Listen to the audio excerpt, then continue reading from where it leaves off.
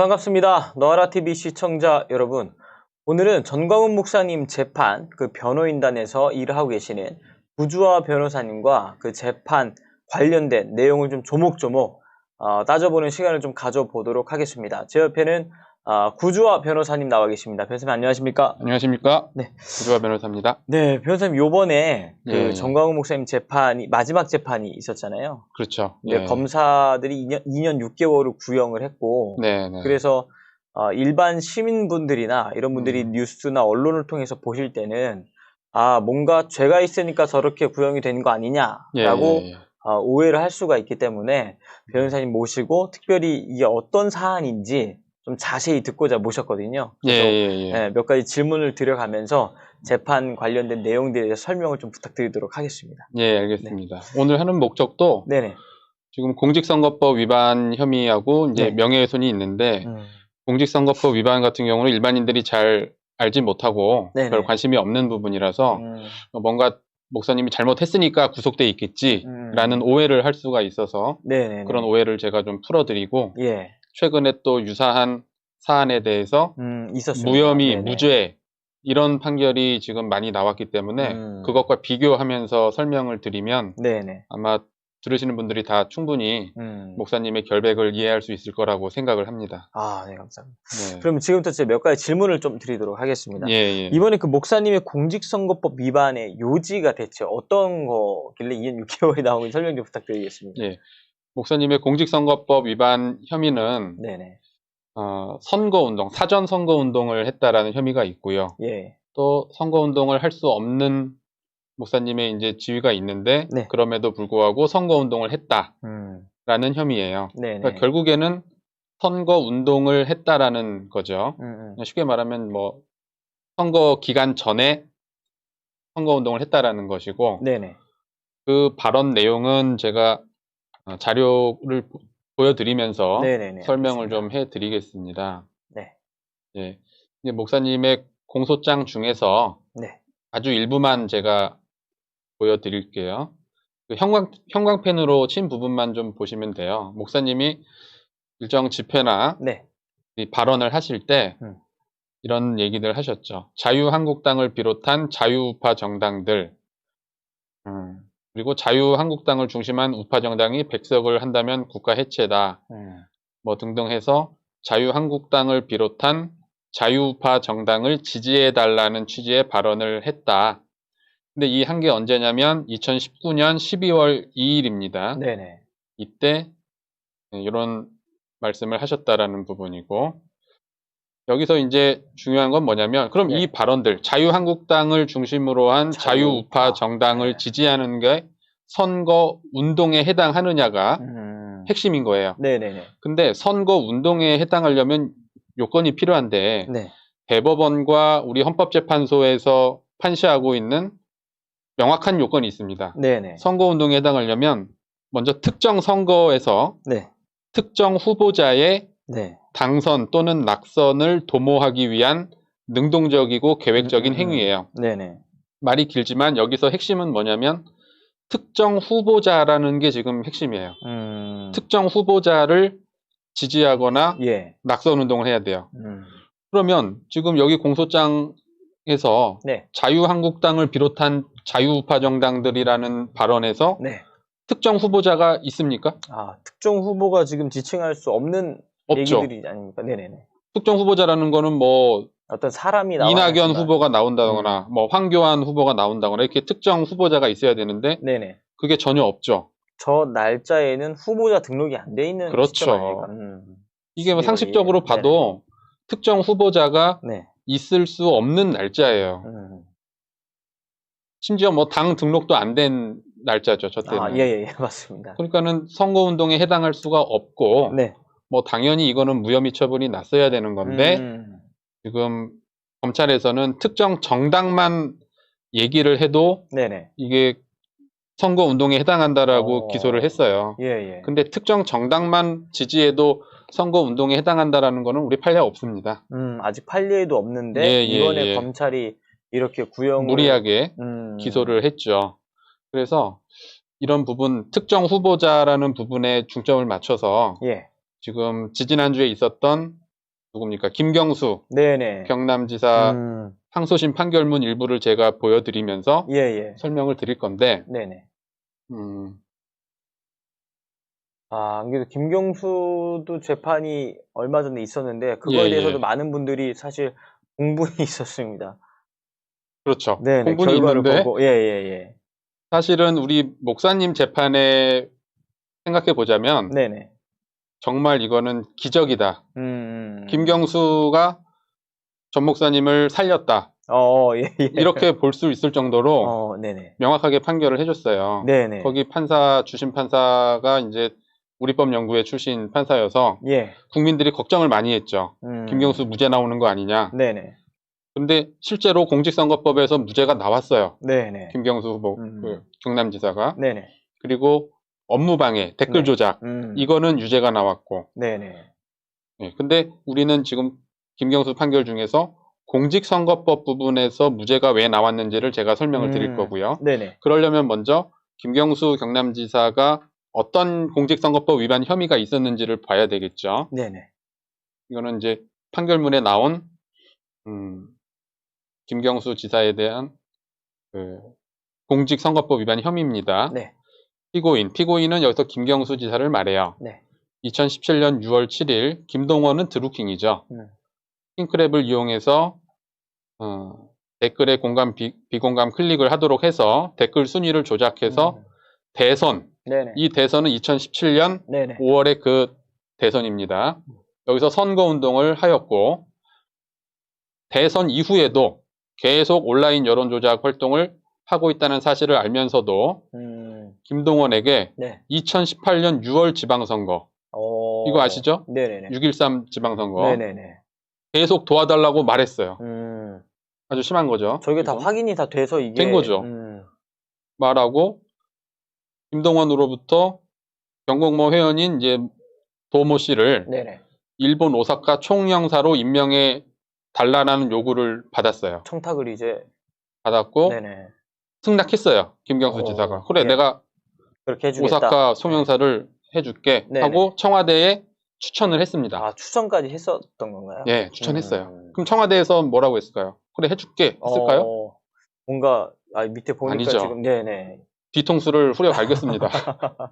네, 뒤통수를 쳤고 있다. 네. 이제 어렵다는 걸 알게 됐어요. 예. 김경수가. 그러면 뭐라고 해야 됩니까? 드루킹한테. 야, 나 이제 힘들대. 네. 얘기해줘야 되잖아요. 네네. 근데 얘기를 안 해줬어요. 본인의 입장이 난처하고 계속 써먹기 위해서. 그렇죠. 얘기하면 이제 더 이상 킹크랩을 안 할 거 아닙니까? 네네. 관계가 끊어지니까. 그러면 6.13 지방선거에서 질 수 있으니까 네네. 그냥 침묵했어요. 조용히 하다가 나오죠. 김동원에게 알리지 않고 있다가 청와대 담당자로부터 최종적으로 오사카는 어렵고 네. 센다이 총영사는 검토 가능하다. 검토 가능하다라는 건 해주겠다는 거예요? 안 해주겠다는 거예요? 그것도 검토해봐야 알겠다. 보통 우리가 검토한다 그러면은 안 해준다는 가능성이 커요. 네네네. 그래서 이제 2018년 1월 2일에 네네. 김경수가 드루킹에게 직접 연락합니다. 예. 도모 변호사를 오사카 총영사는 어렵고 대신 센다이 총영사로 추천하여 임명될 수 있게 해주겠다. 네. 이 말이 이제 공직선거법 위반인 거예요. 이 말이. 이게 왜 공직선거법 위반이냐면 제가 여기 적어왔어요. 네. 공직선거법 135조 3항에 보면 누구든지 선거운동과 관련하여 금품 기타 이익의 제공을 하면 안 돼요. 그 의사표시하면 안 돼요. 근데 그 의사표시가 들어갔기 때문에. 한 거죠. 네. 그 이익의 제공, 뭐예요? 도모 씨를 영사 자리로. 네, 센다이 영사로 해주겠다. 네네. 이게 이제 잘못이라는 거고 지금 이 사건에서도 핵심은 네. 이 선거 운동과 관련하여라는 거예요. 선거 운동이라는 말이 들어갔죠? 네네. 그러면은 아까 제가 말씀드린 것처럼 뭐가 돼 있어야 돼요? 선거 운동에 나오려면 특정 후보자. 여기서도 그게 문제되는 거예요. 네네. 선거 운동과 관련해서 이익을 제공한 거면은 이 당시 행위 당시 언제입니까? 2018년 1월 2일 네. 이때 드루킹한테 말했단 말이에요. 센다이 해줄게. 네네. 그러니까 요 2018년 1월 2일경에 네. 6.13 지방선거에 후보자가 특정됐느냐 안 됐느냐. 네네. 이게 쟁점인 거고 당연히 어때요? 결론부터 말하면 안 됐죠. 네네네. 그때는. 안 됐기 때문에 김경수에 대한 공직선거법 위반은 무죄. 이렇게 판결이 난 거예요. 이렇게 너무나도 분명한 정황이 있음에도 후보자가 특정되어 있지 않은 시기였기 때문에 그렇죠. 무죄가 지금 나왔다는 말씀이시죠? 그렇죠. 이게 1심에서는 유죄가 나왔던 거예요. 김경수도. 네네. 1심에서 유죄 나왔는데 2심에서 무죄로 바꿔준 거예요, 지금. 이야, 판이 또. 그래서 이 판결에서 상세하게 아주 그 이유를 설명해 줬거든요. 제가 그거를 간단하게 이제 설명드릴게요. 똑같은 말인데요. 원심에서는 선거운동과 관련하여 이루어진 것이라고 판단을 했어요. 그래서 유죄를 때렸죠. 자, 넘어가고요. 중요한 것만 설명을 드려야 되니까요. 자, 여기 보시죠, 이제. 지금 보고 계신 게 김경수 지사의 항소심 판결문입니다. 제가 쓴 게 아니고요. 자, 선거운동과의 관련성이 있기 위해서 특정 후보자의 존재가 필요한지 여부. 핵심 쟁점이죠. 결론을 처음부터 내놨어요.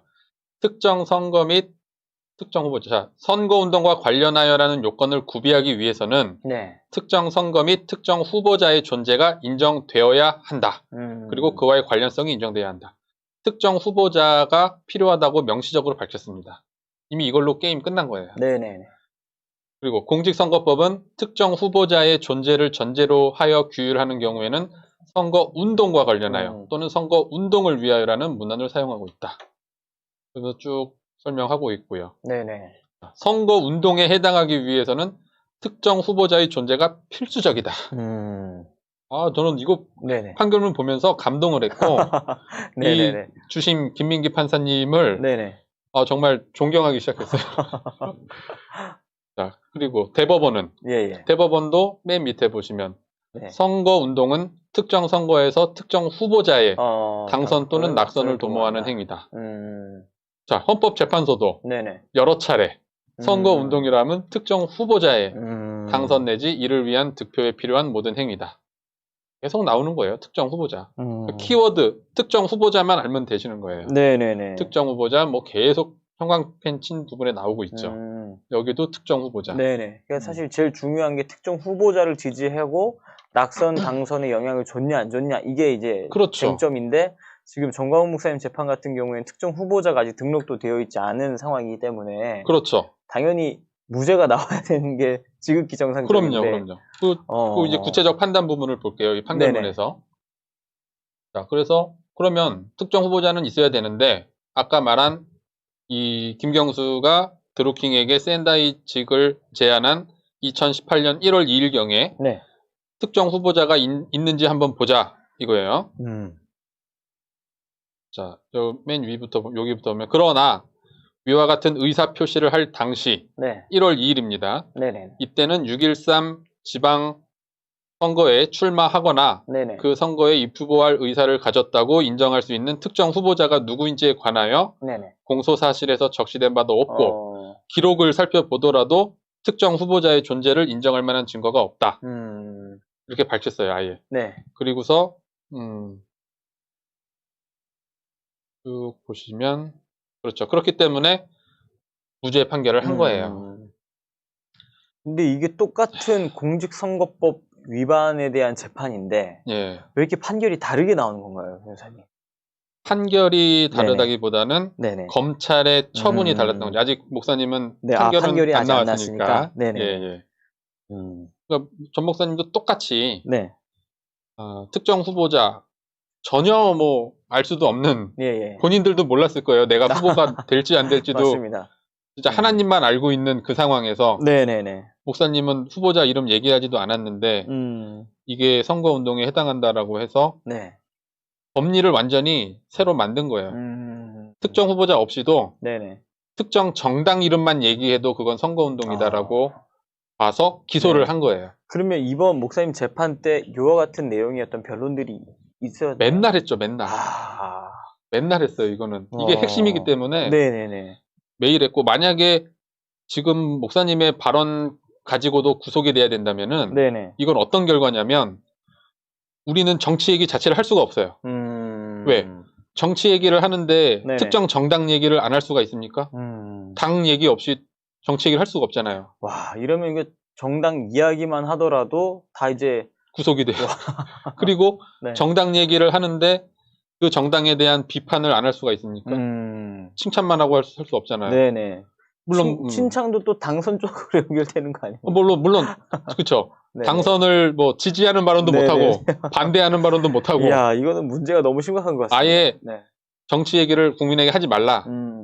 지금 이런 거랑 똑같은 형상이라서 참, 너무 지금 참담한 상황이고. 근데 하여튼 이 김경수 판결을 우리가 증거로 제출을 했고요. 네네네. 그와 관련된 주장했고 네. 재판부도 살펴보겠다라고 하셨어요. 그러니까 한번 기대를 해봐야 되고요. 네네. 아직 판사님들 판결이 남아 있기 때문에 맞습니다. 그렇죠. 네. 아주 적절한 타이밍에 네네. 잘 나왔어요. 맞습니다. 참. 그리고 네. 판결문을 한번 잠깐 띄워주시겠어요? 근데 업무방해는 유죄가 나왔죠. 업무방해는 지금 우리 목사님 사건하고는 관련 없지만 그건 뭔지는 아시죠? 다 드루킹트 댓글 조작. 네네, 맞습니다. 거기서 제가 보다가 충격을 받아가지고 네이버 기사를 몇 개를 조작했습니까? 68,000개. 그러니까는 기사가 68,000 건의 기사에 이제 관여를 했습니다. 와. 그러니까는 기사를 완전히 갖고 논 거예요, 네이버를. 그리고 댓글 수가 몇 개? 와, 68만 개. 68만 개네요. 와, 그리고 68만. 공감, 비공감 몇 개? 4,100만 개. 와, 엄청난 수치입니다, 여러분. 이만큼을 이제 했다는 거죠. 그래서 이 부분에 대해서는 판결에서 뭐라고 했냐면요. 결국 사회 전체의 여론까지 왜곡하는 결과를 가져오므로 중대한 범죄 행위다. 하지만 구속은 안 시켰죠. 근데 그건 왜 그런가요, 변호사님? 저도 보면서 그게 너무 의아했는데. 언론 보니까 뭐 현재 그 지사직을 수행하고 있어서 그렇다라고 하는데 그게 불구속의 요건은 아니거든요. 네네. 뭐 그거는 재판부의 판단이라서 뭐라고 하기가 어렵습니다. 아쉬운 부분들이 많습니다. 지금 김경수 지사에 대한 판결에 대한 설명은 이 정도로 하고 그 다음으로 또 있죠. 요 부분입니다. 그 임미리 교수의 민주당만 빼고 요것도 한때 굉장히 이슈가 뜨거웠던 내용이었는데요. 요 관련돼서도 검사 불기소 이유서의 요지와 목사님 사건의 어떤 관련성에 대해서도 좀 설명을 부탁드리겠습니다. 드릴게요. 이 임미리 교수 고려대 정치학 박사라고 하시는데 다 아실 거예요. 네네. 경향신문에 민주당만 빼고라는 제목의 칼럼을 썼고요. 요게 언제 썼냐면 1월 28일에 썼어요. 그러니까는 전 목사님의 발언보다 한 달 정도 뒤에 그러니까 선거에 더 임박해서죠. 목사님 발언에 비해서는. 이제 주된 내용은 이제 뭐 민주당에 대한 비판이에요. 쭉 하면서 이제 형광 펜으로 친 부분 위주로만 설명을 드리면 자유한국당의 책임이 없진 않으나 더 큰 책임은 더불어민주당에 있다. 민주당은 촛불의 주역이 아니었다. 그래서 민주당 계속 비판합니다. 우려는 촛불 집회 당시에도 있었다. 많은 사람들이 죽 써서 개 줄까 염려했다. 그래서 개는 더불어민주당에 비유한 거죠. 아주 강하게 비판을 한 거예요. 힐러하게 비판을 한 겁니다. 그리고 이제는 끊어버려야 된다. 이번에는 거꾸로 해보자. 이 이번이라는 거는 4.15 총선을 말합니다. 국민이 정당을 길들여보자. 정당과 정치인에게 알려주자. 국민이 볼모가 아니라는 것을. 유권자도 배신할 수 있다는 것을 알려주자. 선거가 끝난 뒤에도 국민의 눈치를 살피는 정당을 만들자. 그래서 제안한다. 이제 핵심이죠, 이게. 와, 이거는 너무 적나라하게 사실 선거에 개입한 거 아닙니까? 그럼 노골적이죠. 민주당만 빼고 투표하자. 투표라는 말을 썼어요. 지금. 이거는 너무나도 노골적으로 표현한 거라서 뭐 우회적 표현도 아니고 그냥 정확하게 민주당만 빼고 투표하자. 근데 이건 사실 문제가 안 됐지 않습니까? 자, 여기서 이 글을 쭉 보실 때 지금 전도사님이 보기에 선거 운동입니까? 아닙니까? 아까 제가 쭉 설명드린 거에 비추어 보면 이거는 고강도의 선거 운동이라고 봐야 될 것 같습니다. 아니죠. 아니, 약간 전도사님 맞출 줄 알았는데 이거 선거운동이 아니에요. 네네. 왜? 선거운동에 해당하려면 아까 뭐라고 했어요? 후보자가 등록이 돼 있어야 되니까. 특정. 네네. 특정 후보자에 대한 당선이나 낙선 운동을 해야 되는데 지금 임미리 교수의 칼럼에 특정 후보자가 없죠. 네네네. 민주당은 후보가 아닙니다. 그러니까 사실 그냥 당이죠. 네, 이것도 큰 문제 없이 이슈는 됐지만 법적으로 문제가 없이 그냥 넘어갔던 사건이기 때문에. 예. 네. 근데 이게 칼럼이 나오고 네. 그 다음날 민주당이 임미리 교수를 고발해요. 사전 선거운동 혐의로. 네네네. 고발을 해서 했다가 며칠 있다가 또 취하를 합니다. 고발을. 여론이 안 좋아지니까. 네네네. 근데 임미리 교수가 이 글을 쓰고 뭐 진중권 교수도 마찬가지, 네네. 김경률 회계사도 마찬가지로 자신의 SNS에다가 다 민주당만 빼고 네네. 다 썼어요. 그러니까 목사님 기준대로 수사했으면 네네네. 이분 포함해서 진중권 교수, 김경률 회계사 다 지금 다 어디 가 있어야 돼요? 서울구치소 가 있어야 되는 거예요. 이게 진짜 우리나라 법에는 이 특정 후보자가 지금 지칭이 된 것이 아니기 때문에 원래는 선거법 위반이라고 볼 수 없다라는 거 아니겠습니까? 그렇죠. 근데 이제 제가 그 불기소 처분서를 네네. 또 보면서 설명을 드릴게요. 이걸 보면 정말 기가 막히실 겁니다.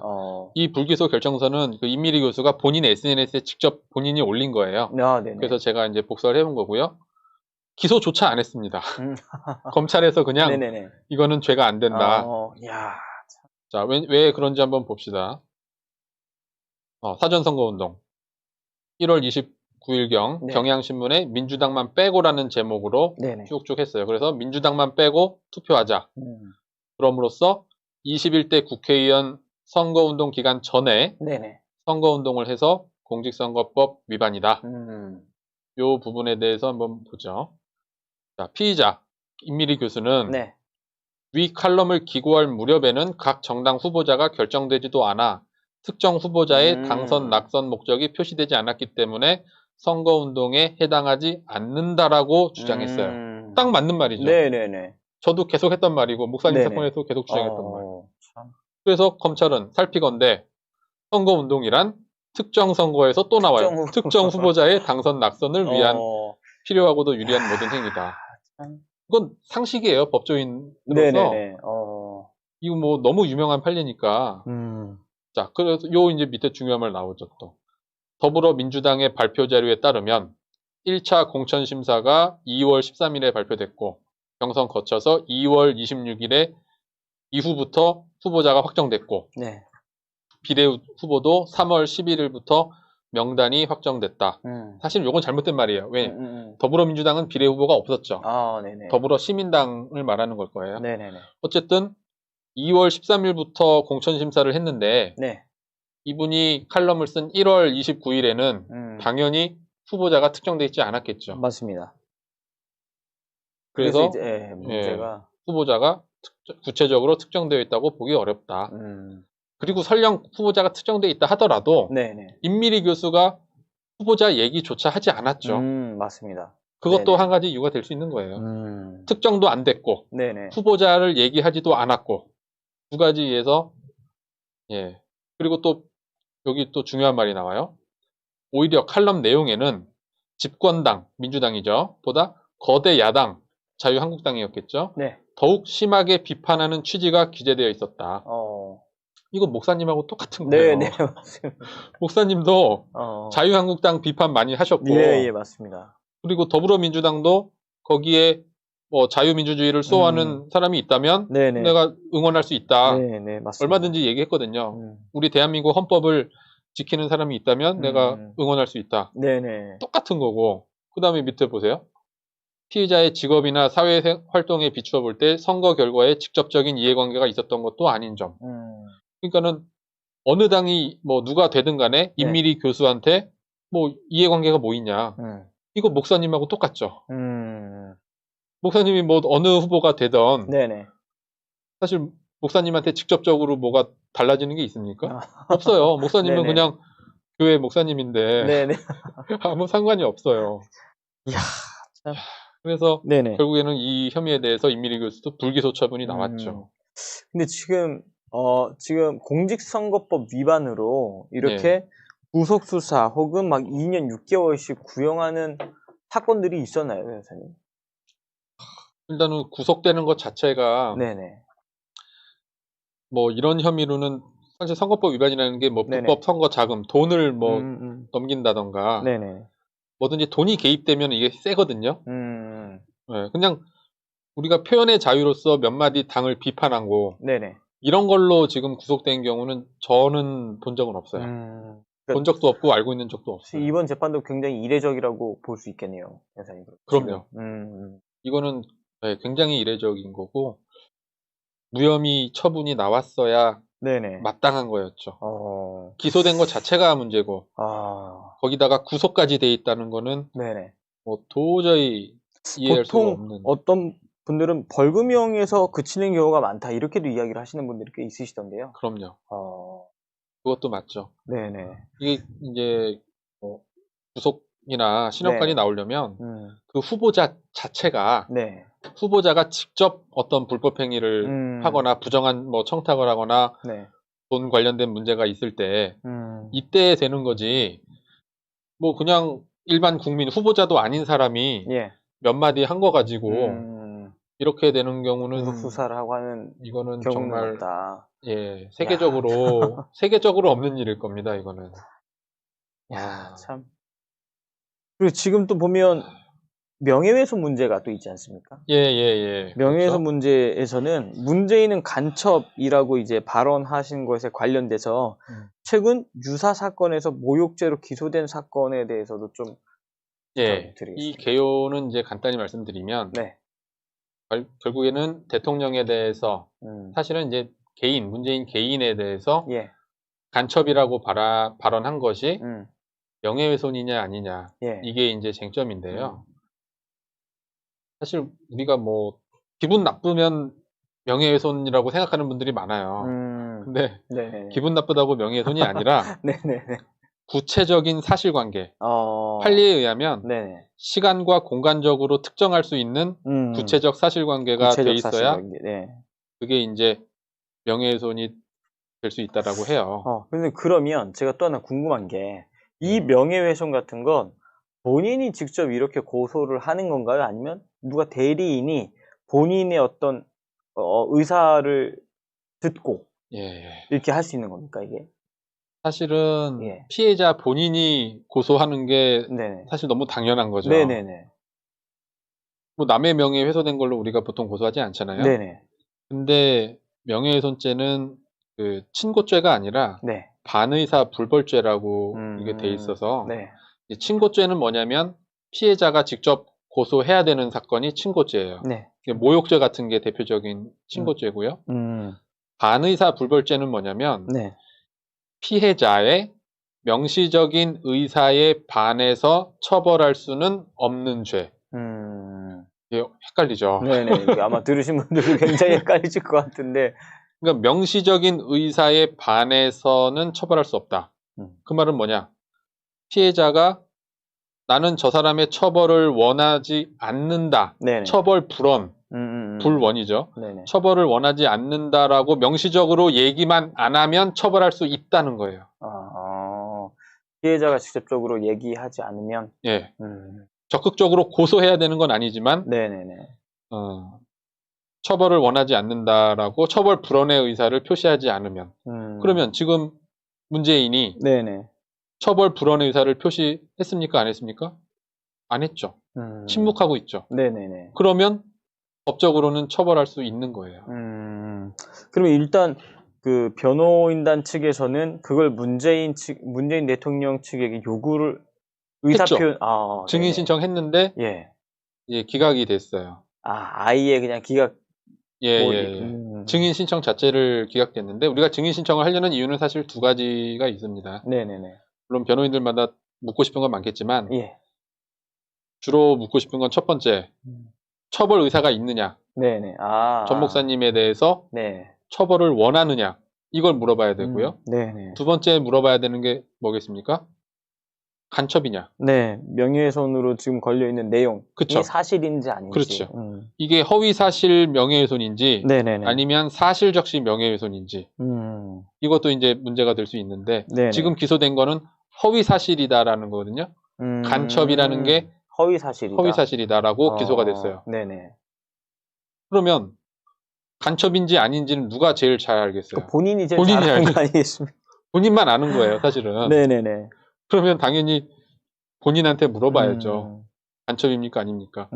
근데 그 기회를 우리가 박탈당했죠. 증인 신청을 못 채택이 안 됐으니까. 그게 굉장히 아쉬운 거고, 특히나 네네. 처벌 불원 의사를 물어봐야 되는 건 굉장히 중요합니다. 왜냐면 처벌 불원 의사가 있으면 처벌을 못 하지 않습니까? 네네네. 그러면 이거는 피고인에게 절대적으로 유리한 내용이고, 그거를 확인하기 위해서 우리가 청와대에 사실조회 신청을 2번이나 했어요. 청와대에 나가요? 했어요. 처벌 불원 의사가 있습니까, 없습니까? 라고 물어봤어요. 네네. 서면으로. 네네. 근데 회신이 없어요. 그럼 일단 보냈으면 보고는 됐다고 봐야 되는 거 아니겠습니까? 뭐 그렇게 추정은 해봐야 되는데 그거는 어쨌든 서류는 누군가 받았다는 거예요. 뭐 직원이 받았겠죠. 그 대통령에게 의사를 묻는 거니까 어쨌든 보고 라인을 통해서 그렇죠. 올라갔을 됐을 것 같아요. 근데 회신은 없어요. 그러면 우리가 처벌 불원 의사가 없다라는 거를 증명하기 위해서는 어떻게 해야 돼요? 부를 수밖에 없죠. 네네네. 불러서 물어보는 수밖에 없죠. 근데 그 기회를 박탈당한 거죠. 그게 굉장히 아쉬웠어요. 자, 그리고 네네. 그 간첩에 대해서는 최근에 어떤 사건이 있었냐면 유석준 교수님 아시죠? 네네네. 근데 이제 좌파 유튜버 중에 유명한 사람인데 네네. 좀 나이가 많은 뭐 땡땡의 소리라는 네네, 그런 유튜브를 운영하는 많이 만났습니다. 네네. 아 그래요? 네네. 그런 사람이 싸우기도 하고 작년인가 유석준 교수님 그 연구실에 찾아가서 난동을 피웠던 걸 무단 침입을 있습니다. 하고 네네. 그 다음에 그 무단 침입 자체도 죄가 되고요. 주거 침입. 그 다음에 책상 넘어가서 네네. 유석준 교수님한테 위해를 가했지 않습니까? 간첩이다. 일본 간첩. 그리고 이제 폭력을 행사했죠. 네. 그래서 제가 유석준 교수님을 대리해서 네네. 그 사람을 고소했어요. 예예예. 근데 우리가 중요한 거는 그 간첩 부분. 네네. 일본 간첩. 이 부분에 대해서 제가 모욕죄로 고소를 했고요. 네네. 그게 기소가 됐습니다. 모욕죄로. 네네네. 그 말은 뭐예요? 간첩이라는 말은 명예훼손이 아니라는 거죠. 그러면 지금 목사님 사건에서도 네네. 간첩이란 말이 명예훼손이 아니니까 무혐의 처분이 났어야 되죠. 참 이것도. 그리고 더 웃긴 건 경찰에서 검찰로 넘어갈 때는 불기소 의견으로 넘어갔어요. 기소가 아니다 이거는. 네네. 근데 검찰이 기소를 한 거예요. 무혐의 처분은 안 하고. 물론 그거야 검찰의 재량이지만 좀 이해할 수가 없는데 공소장을 보면서 네네네. 제가 말씀을 드리겠습니다. 네, 알겠습니다. 많은 분들이 좀 들어와 계시는데요. 아까 전에 또 애국자 등급으로 누가 이렇게 신청을 해주셨는데 제가 예수 복음통일 TV 님께서 또 애국자 멤버십을 또 가입해 주셨습니다. 감사의 말씀을 드리겠습니다. 네, 설명을 좀 부탁드리겠습니다. 자, 여기 모욕이라는 부분이 있죠. 네네. 모욕으로 해서 벌금 500만 원, 이제 모욕, 방실 침입, 폭행, 업무방해 이 혐의로 500만 원의 약식 벌금 때린 거예요. 네네. 근데 이 피고인이 나 500만 원 받아들이지 못하겠다고 해서 정식 재판 청구해서 지금 서부지법에서 재판을 스스로 받고 있습니다. 안 받아도 되는 걸 받고 있어요. 땡땡 소리라는 인터넷 방송 유튜브 구독자가 32만 명이었고 당시. 그럼 이 사람은 그 유석준 교수님이 일본의 간첩이라는 걸 증명해내야 되는 거 아닙니까? 아니죠. 이거는 제가 모욕죄로 고소했기 때문에 모욕이라는 거는 그냥 말 그대로 경멸적인 언행을 이제 모욕이라고 합니다. 이렇게 해서 피해자 유석준의 연구실에 무단 들어가 침입하고 이제 그 모욕 부분만 말씀을 드릴게요. 일본 간자. 이 간자가 제가 알기로는 간첩의 일본 말이에요. 일본 말을 써요, 이 사람이. 특이하신 분이네요. 일본어를 좋아하시는 분이에요. 일본 간첩, 간첩죄. 이 간첩 새끼야. 일본 간첩이지. 이렇게 해서 피해자를 뭐 했다? 모욕했다. 그래서 중요한 거는 명예훼손이 아니다라는 거죠. 그래서 이걸 또 유튜브 채널에 올려서 이게 조회수가 어마어마해요. 이 영상이. 이게 100만이 넘어간 걸로 알고 있습니다. 저는. 일반 언론사에서도 이 사건이 나갔었기 때문에 아마 당사자라 그리고 사실 그게 이분이 그 뭐 응징 방송이라 그래가지고 응징 일부러 취재. 예, 찾아가서 일부러 저희는 뭐 또 돈이 목적이라고 생각하고 있기 때문에 일부러 그렇게 하는 건 아닌가 추측은 하고 있습니다. 네. 저도 보고 너무 좀 황당했고 어쨌든 이 사례에서도 알 수 있듯이 네. 간첩이라는 발언은 명예훼손에 해당하지 않는다. 모욕에 해당할 수는 그런 가능성은 있다. 네네네. 하지만 네. 적어도 네네. 명예훼손은 아니라는 거. 여기에 이제 제가 말씀드리고 싶은 핵심 내용이에요. 똑같이 간첩이라는 말을 썼는데 여기는 지금 기소조차 안 됐다 이 말씀이잖아요. 그 간첩이라는 말. 그러니까 명예훼손으로는 안 되고 모욕으로 됐다는 네네네. 거죠. 모욕으로 됐다. 그리고 목사님이 발언한 거에서는 네. 그 간첩이란 말을 하기 전에 네네. 왜 간첩에 해당하는지에 대해서 설명을 좀 하셨어요. 네네네. 맞습니다. 신영복을 존경한다고 했다. 이야기하고 또 6.25. 윤희상을 네. 또 김원봉. 묘지를 차지했고 김원봉을 뭐 하여튼 왜 간첩이라고 생각하는 건지에 대한 근거 전제 사실을 쭉 설명하셨고 네네. 그 전제 사실에 대한 내용이 다 사실이었어요. 그건 뭐 방송에 이미 다 나왔던 내용들이지 않습니까? 그래서 그렇죠. 그런 내용들을 토대로 네네. 나는 이 사람을 간첩이라고 판단한다. 사실상 그거죠. 예예. 이게 어떻게 명예훼손입니까? 사실은 모욕도 안 되는 것 같아요. 모욕도 안 되고 그냥 이거는 아무것도 아닌 거죠. 이게 미국의 그 동아시아 전략 분석가인 고든창이라는 분도 그렇죠. 사실 이거 뭐 간첩보다 더하게 김정은의 비서실장 같다 이렇게까지도 표현을 했지 않습니까? 수석 대변인? 네, 수석 대변인이라는 표현도 쓰고. 이야. 에이전트라고 한 걸로 알고 있는데 그거 해석 뜻 중에 간첩이라는 뜻도 있을 거예요. 네, 스파이라고도 표현했던 걸로 알고 있습니다. 스파이. 네, 스파이라고 표현했었기 때문에. 그럼 그거 한국말로 번역하면 간첩이니까. 네네, 그럼 그분도 기소를 해야지. 도저히 이해할 수가 없는 기소고. 명확한 사례가 있지 않습니까, 지금? 예. 지금 이렇게, 공직선거법 위반에 대한 사례랑, 그리고 또, 명예훼손에 대한 두 가지 사례를 다 보여주셨는데, 김경수도 무죄, 그리고 지금 이번 사건도 무죄, 명예훼손은 무죄, 혐의가 없는 거고. 혐의가 없고, 모욕죄로 이렇게 넘어갈 수는 있지만, 명예훼손은 될 수 없다. 그렇죠. 그리고 임미리 교수도 무혐의. 완전히 똑같은 쟁점이거든요. 네네. 동일한 사안들에 대해서 모든 사람들이 다, 저 반대편에 있는 사람들은 다 무죄가 지금 나왔는데, 그렇죠. 목사님은 검찰에 의해서 2년 6개월이 구형이 된 상태입니다. 거기다가 구속까지. 예, 구속수사까지 지금 진행이 되고 있고. 근데 구속수사는 왜 이게 진행이 되고 있는 거예요, 변호사님? 불법 집회라고 말은 하는데, 사실 그때 집회도 불법 집회가 아니라 신고가 다 돼 있는 합법 집회였지 않습니까? 그렇죠. 관련성이 있다, 관련성이라는 이 사건과 관련된 집회라고 이제 보석 조건에 돼 있는데, 관련성이라는 게 너무 넓은 개념 아닙니까? 포괄적인 개념으로, 네. 사실은 관련은 없죠. 지금 목사님 사건은 4.15 총선 관련된 내용인데, 총선 이미 끝났거든요. 네네. 총선이 끝난 지 벌써 7개월이 지났어요. 그러면 총선과 관련된 집회입니까? 8.15 집회가? 아니죠, 예. 총선과 전혀 무관한 집회잖아요. 네, 끝나버렸는데 벌써. 근데 그렇다고 봤고 말이 안 되는 거죠. 그리고 위법한 집회라고 거기에 연관된다 하더라도 이게 위법한지 아닌지 지금 재판하고 있거든요. 네네. 그러니까 모르는 거예요, 누구도. 이 집회가 위법한지, 저는 물론 위법하지 않다고 봅니다만 지금 재판을 또 하고 있고 관련된 그 주최자에 대해서. 네네네. 근데 목사님이 허가받았다라는 거를 그 전날 알았겠죠. 네네. 허가받은 걸 알고 연사로 초청받아서 연설을 하고 오셨는데 그걸 위법하다고 생각하셨을까요? 목사님이? 이게 합법적으로 허가를 받았기 때문에 문제가 없다고 생각하시니까 당연히 만약에 문제가 됐으면 된다고 판단했으면 나가지 않으셨을 거라는 게 상식적인 생각인데 그리고 보석 조건에 집회 관련된 내용이 있다는 것도 목사님이 아셨잖아요. 네네네, 알고 계셨습니다. 그래서 위법한 집회는 나가면 안 된다라고 생각하실 텐데 이거는 허가를 받았으니까. 그리고 그 허가 받은 것도 제가 받았거든요. 아, 예, 변호사님.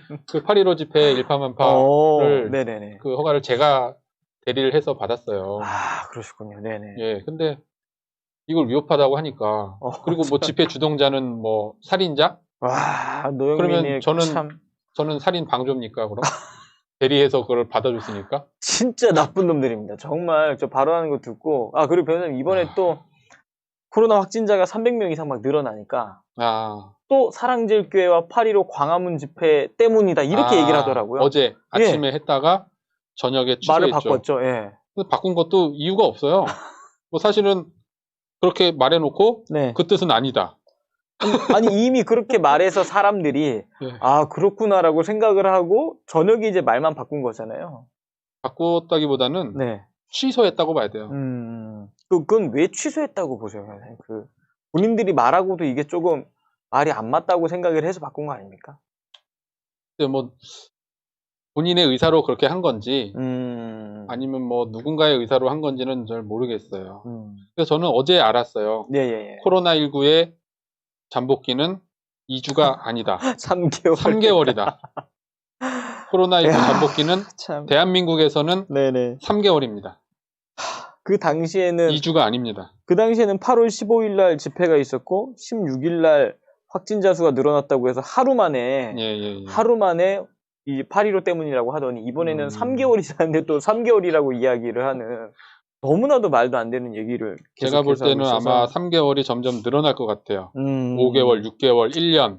아마 내년도 코로나가 생겨도 아마 8.15 집회 때문에 생겼다라고 얘기할 것 같아요. 제가 볼 때. 그 얘기는 너무 막 진짜 화딱지가 나고 이래가지고.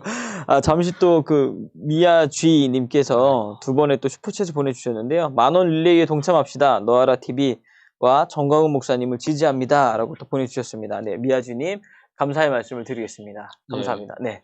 요건 또 어떤 기사인가요? 요거 이제 아까 말씀드렸던 요거 이제 8월 11일 날 재판 갔다 와서 문재인 대통령에 대해서 증인 신청을 기각한 그날 나온 기사예요. 그래서 변호인들 간에 그리고 재판부와 왜 증인 신청을 해야 되는지 설명을 하고 공방을 하다가 제가 답답해가지고 이 말을 제가 했어요. 부르려는 이유는 다른 게 아니다.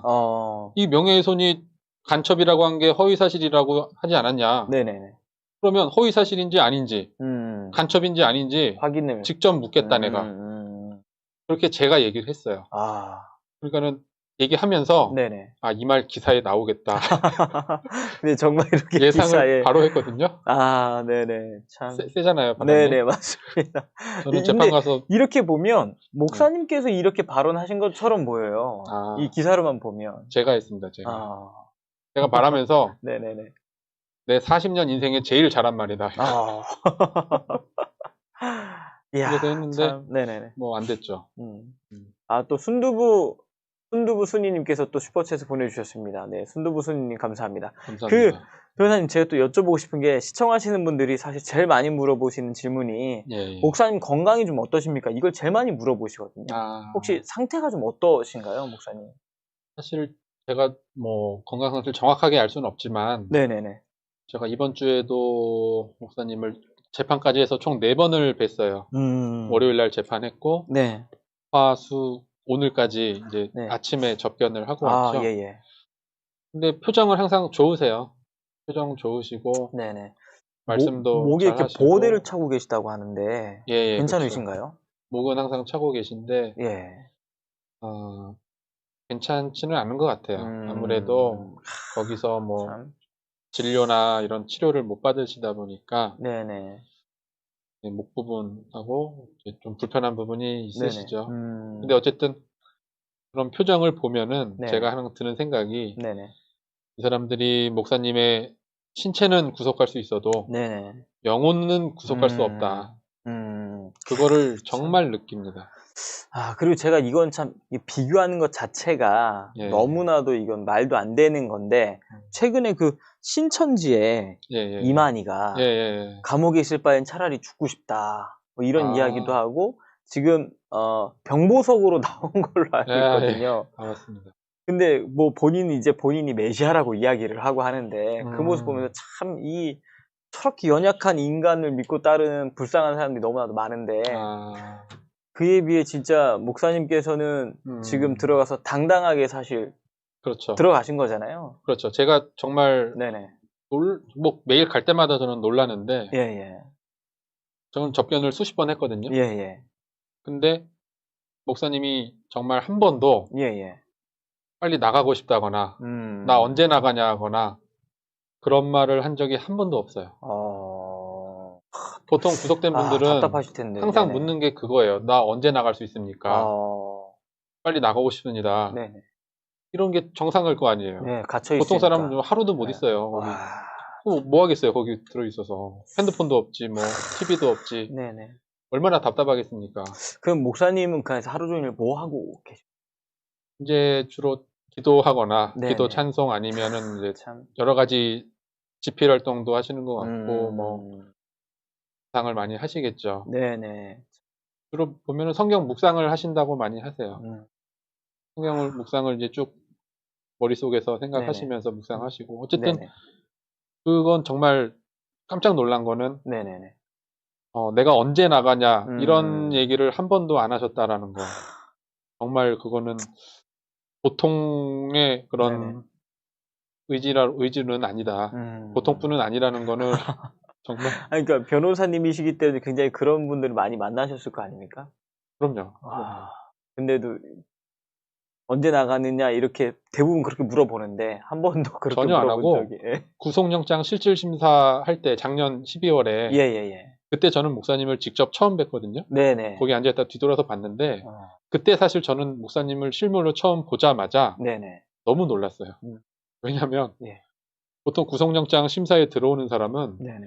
겁먹은 쥐새끼처럼 막 겁이 잔뜩 질려서 들어올 거 아닙니까? 네네. 그 갇힐 앞에 수도 있다 막 이런 부담감. 그쵸. 거기 들어오면은 이제 더 이상 끝이니까. 네네네. 판사 앞에서 얼마나 그러겠어요. 근데 웃으면서 들어오시는 거야. 야, 그래서 참. 야, 이분은 참. 네. 보자마자 네네. 이분은 보통 분은 아니구나 확실히. 왜냐면 그거를 본 분은 거기 변호인들밖에 없기 때문에 예예예. 보통 분들 못 봤거든요. 근데 저는 확실히 봤기 때문에 네네. 야, 정말 느꼈어요. 그때 저는 그때까지도 별 특별한 감정이 그냥 그랬는데 네네. 보고서 그냥 떡 하고 놀랬죠. 이거. 그러면 그 작년에 처음 뵈셨을 때 사실 기사로는 굉장히 안 좋게 이렇게 나오잖아요. 목사님과 관한 기사들이. 그렇죠. 그러다가 이제 처음 만나 뵙고 이제 접견을 하셨을 텐데 그렇죠, 그렇죠. 그때는 어떠셨습니까? 처음 이렇게 기사로 만난 목사님과 실제로 만난 목사님은 어떤? 사실 목사님에 대한 간증은 제가 따로 해야 돼요. 네. 나중에 한번 날을 잡고 모시겠습니다. 네네. 그때 보고 그 다음에 또 두 번째 구속영장 때 또 뵙고 그 다음에 접견을 제가 담당하게 돼서 접견을 가면서 네네. 근데 거기서 목사님이 저한테 이제 설교도 하시고 그런 신앙적인 말씀을 많이 해주셨거든요.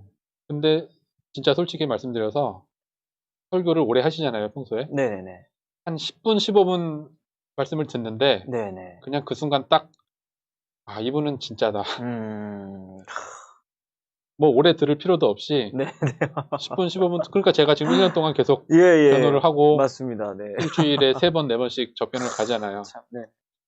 이분은 진짜 목사님이구나 라고 생각을 했죠. 그러니까 언론이 말하는 것과 실제 만났을 때는 전혀 다른 분이라는 걸 이제 직접 알게 되셨다는 이야기로. 그렇죠. 그리고 사실은 이분 변호를 제가 하게 된 게 한변 단체에서 하면서 제가 하게 됐는데 사실 저도 언론에서만 목사님을 보니까 당연히 뭐 빤스니 뭐니 하면서 안 좋은 것만 있으니까 저도 당연히 선입견을 갖고 있었어요. 그래서 한변에서 회의를 하자고 했을 때 제가 처음에 목사님 변호를 우리 하지 말자라고 했습니다. 그러셨군요. 제가 2번 부인했어요, 목사님을. 그래서 하지 말자라고 이분은 아닙니다. 우리가 하면 안 될 것 같습니다. 라고 그러니까 그러냐고 하더니 그날 헤어졌는데 한 3, 4일 있다가 대표 회장 변호사님한테 전화가 온 거예요, 저한테. 그래도 우리가 전 목사 변호를 해야 될 것 같은데 구 변호사가 한번 참여해보지 않겠나. 제가 또 부인했어요. 거기서 아닙니다. 네네. 저는 하지 않겠습니다. 그렇게 했는데 네. 한 3일 있다가 또 전화가 오신 거예요.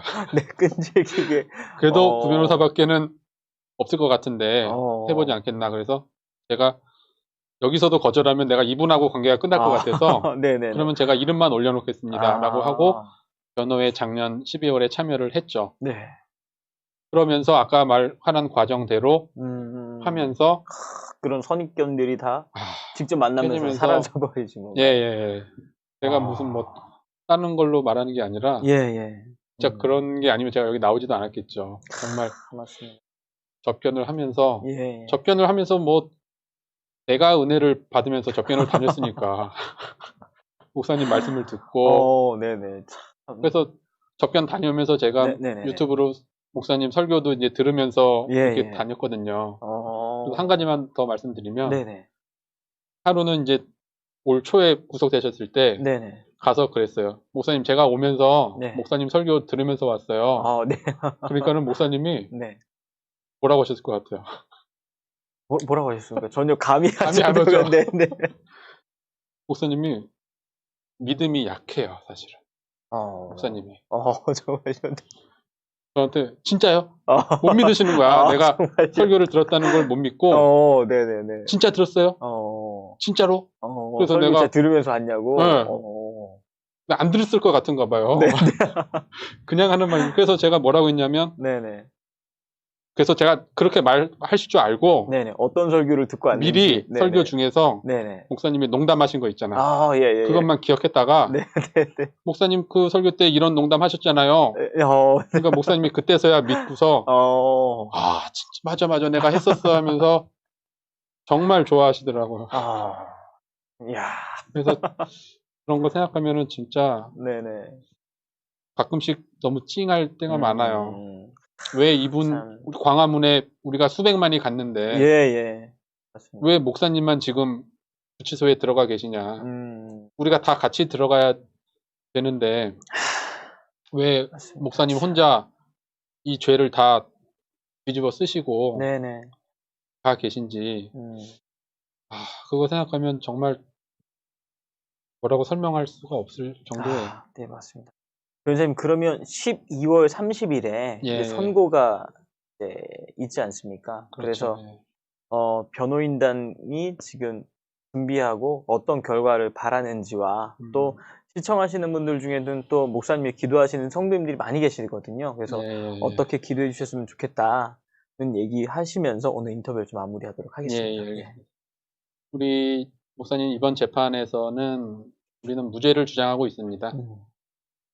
아까 제가 다 설명드렸듯이 이런 유사한 쟁점의 사건에서 모두 다 무죄 판결 아니면 무혐의 다 나오고 있고 명예훼손도 혐의 없는 걸로 지금 똑같은 간첩 발언에서 이미 그렇게 처분이 나온 상태라서 지금 저는 뭐 무죄를 확신하고 있고 제가 초등학생으로 돌아가서 판결을 한다고 해도 저는 무죄 판결할 것 같아요.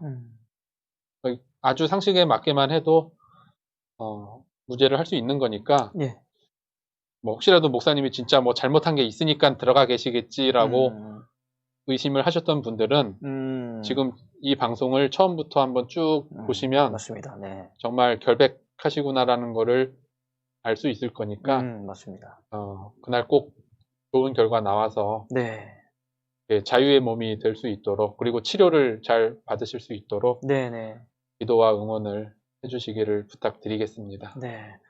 여러분 지금 정광훈 목사님 그 변호인단으로 열심히 고군분투해주고 계시는 구주화 변호사님과 인터뷰를 하셨는데요. 인터뷰하면서 드는 생각은 다음에 또 한번 모시고 재판에 대한 내용이 아닌 정광훈 목사님과 인간 대 인간으로 만난 그런 이야기도 한 번 더 모시고 나눴으면 좋겠다 하는 생각이 깊이 드는 시간이었습니다.